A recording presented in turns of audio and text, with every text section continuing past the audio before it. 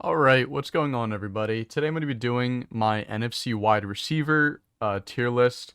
I already did it for the quarterbacks, so I'm going to go with NFC wide receivers. So I'm going to be using all 16 starting wide receivers. So according to ESPN, whoever the wide receiver one on the depth chart is who I'm going to use. So I'm not using any wide receiver twos. Like Devontae Smith is not going to be in these rankings. It's just wide receiver one. There are two missing from this list. Jalen Hyatt is listed as the wide receiver one on this tier, but on ESPN it's Isaiah Hodgins. So I'm just gonna go with Hyatt just because he's here. Hodgins really doesn't change my answer. And then Adam Thielen is missing from here, so we're gonna pretend that Keenan Allen's Adam Thielen for this, and I'm gonna do him first just so then I don't forget him at the end. In the comments below, let me know your 2 through 5 ranking. We already got the same one, but let me know who you have 2 through 5 in the NFC. And anyway, I hope you enjoy. So Adam Thielen, like I said, Keenan Allen's going to be Adam Thielen for this. I'm going to put him in 4. Right now, his list as a wide receiver 1. That's one of the worst wide receiver 1s you could have. He had probably one of his worst years in a while, which is why Minnesota moved on. He's aging. He's getting up there. He's a good locker room guy. Like, he's not a bad wide receiver to have on your team. It's just that he's their number 1 wide receiver on the depth chart, which isn't good, especially with a rookie quarterback in Bryce Young. I'm gonna have him in tier 4. I do like Adam Thielen though. Like he's been a cool wide receiver for the last couple of seasons, but not as your starting wide receiver. Cooper Kupp, I'm putting him in 2. I would put him in a 1, but he did have a pretty big injury last year. Obviously, Triple Crown winner from 2021, Super Bowl MVP, Offensive Player of the Year. He was incredible. One of the best seasons ever by a wide receiver just 2 years ago. He was off to a hot start last year as well before he got injured. Pretty much the whole Rams team got injured, like Stafford, Donald, Cup. I'm still going to put him in 2, though. I mean, if he didn't get injured, he'd be in 1. But he didn't have the greatest season. I don't know how it'd be after the injury. So I'm going to put him in 2 for now. DJ Moore, I will put him in 3, although his season last year was also probably his worst in recent years. I'm pretty sure he had sub 1,000 yards, like in the 800s. He did have an awful quarterback situation with Baker Mayfield and Sam Darnold. And I can't remember if PJ Walker also started, but I don't know. I mean, there's better out there. He was, if you would ask me this like 2 or 3 years ago, I would say he's probably second tier, but after last season, I got to put him in 3. CeeDee Lamb, put him in 2. It's pretty easy. He was top 10 in yards and catches, I think. I know for yards he was. Great wide receiver 1. One of the better ones in the NFL. I think he's borderline top 10 in the NFL. There's really nowhere else you can put him. Drake London, I'll put him right behind DJ Moore. I know he also didn't have the best season last year. He missed 2 games, so stats maybe aren't as good, but I mean, he was a rookie last year. He wasn't going to come in and just have the most receiving yards in the NFL, especially with the quarterback situation from the Falcons last year. They had, who was a Marcus Mariota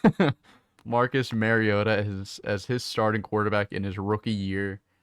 And then he had Desmond Ritter, I believe, for 4 games, who also wasn't the best. I mean, it was just an iffy situation. Wasn't the best. So I'm going to put him in 3, right behind DJ Moore, because it's still DJ Moore. I put him right behind him. Terry McLaurin, I'm going to put him... See, I don't want to start doing, like, where I put people in front, because, like, I don't want to rank these. I think they're interchangeable. If you want to go Terry, fine. If you want to go CD, that's fine. But they're all in the same tier. Terry McLaurin's one of those that kind of underrated. I mean, he's always had just shitty quarterback. I mean, he probably had over 5 quarterbacks now in his career in Washington. Caught touchdown passes from at least 5, but Terry's awesome. I love watching Terry McLaurin. Justin Jefferson owned tier. I'm not going to go too much in depth on this. Just obviously best wide receiver in the NFL. About to get paid after this season. Actually won me my fantasy league last year, so that was awesome. And if I get number 1 overall pick, I'm going to take him again. Marquise Brown, I will put him end of tier 3, I guess. I mean, he's fast. I mean, I guess he's better than Adam Thielen. He is. He's younger, faster, better after the catch. I don't know if I would probably take Drake London just because he's younger. He's bigger. I don't know, because I did say I put London behind Moore because it was his rookie year. I should do the same here, but once again, I'm not going to really do interchangeable in the tiers. I'll put Marquise Brown in tier 3. AJ Brown tier 2. Um, I have him top 5 in the NFL for wide receiver. He just fucking throw, like Jalen Hurts last year, just threw it up to him and he would come down with it most of the time. Incredible wide receiver, especially for his age. I think he just started. He's going to be in what, year 5 now. Um, One of the best in the NFL, but tier 2. Deebo Samuel, I am potentially going to get some hate for this, and I also said I wasn't going to do the whole interchangeable thing, but Deebo's definitely better than these guys.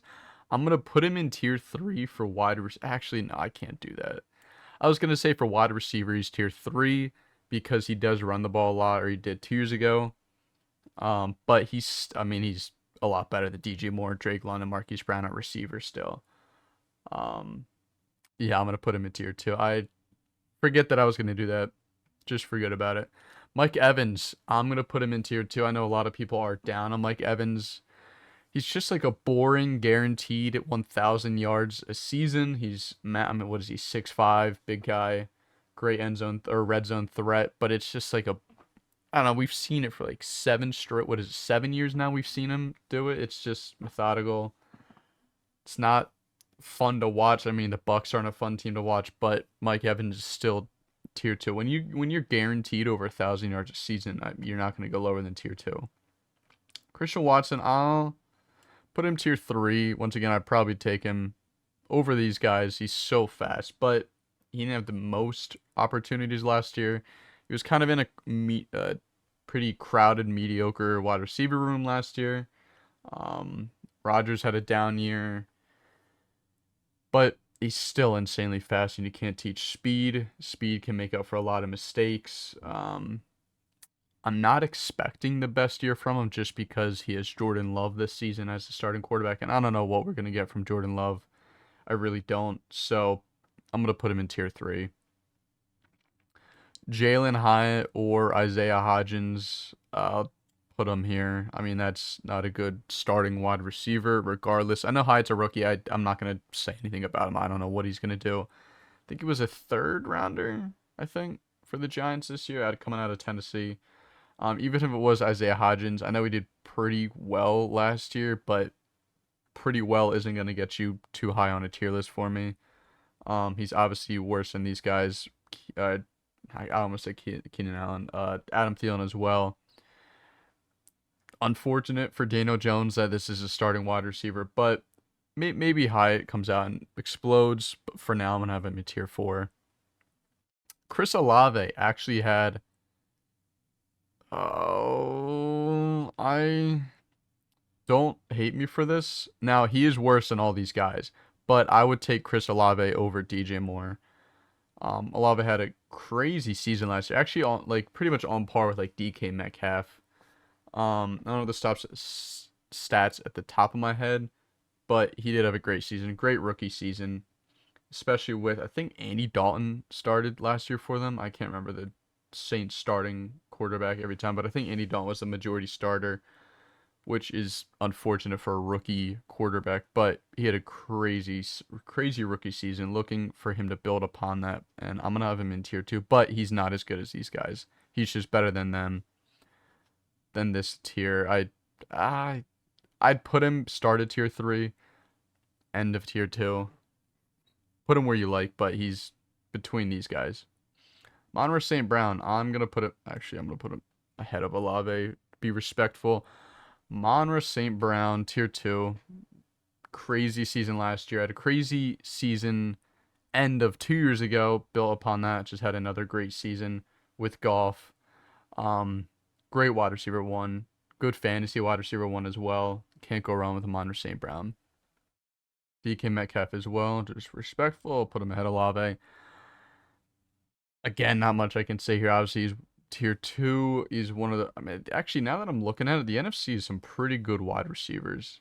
I know when I was doing the AFC and NFC quarterback ones, the AFC kind of dominated. They were just so much better. But wide receiver-wise, the NFC's got some good young wide receivers. A lot of them are just young.